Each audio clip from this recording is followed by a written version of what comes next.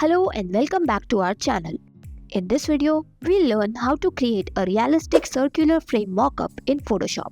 So without any further ado, let's get into it and see how it's done. Here we have our mockup frame and here is the image that we'll add to it. So first of all, we'll create a circular shape for our mockup.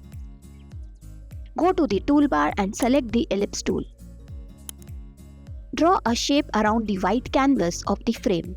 Hold Shift key to make a proportionate circle. Adjust it around the white canvas so that it fills the entire area.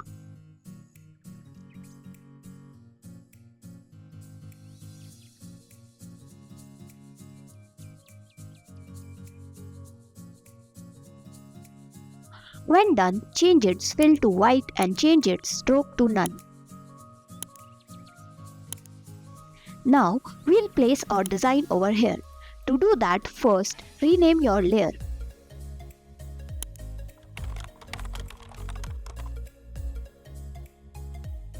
Right-click on it and convert it into Smart Object. Here, we'll place our image. Double-click on the Smart Object layer.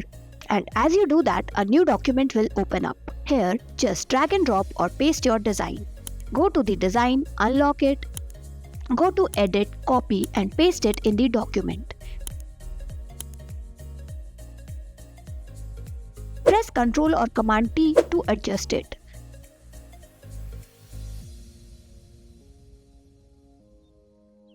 As you can see, it's going beyond the circle. So, to keep it inside the circle, right-click on the layer and choose Create Clipping Mask. As you do that, it will be placed inside the circle. Press Ctrl or Command T to adjust it further.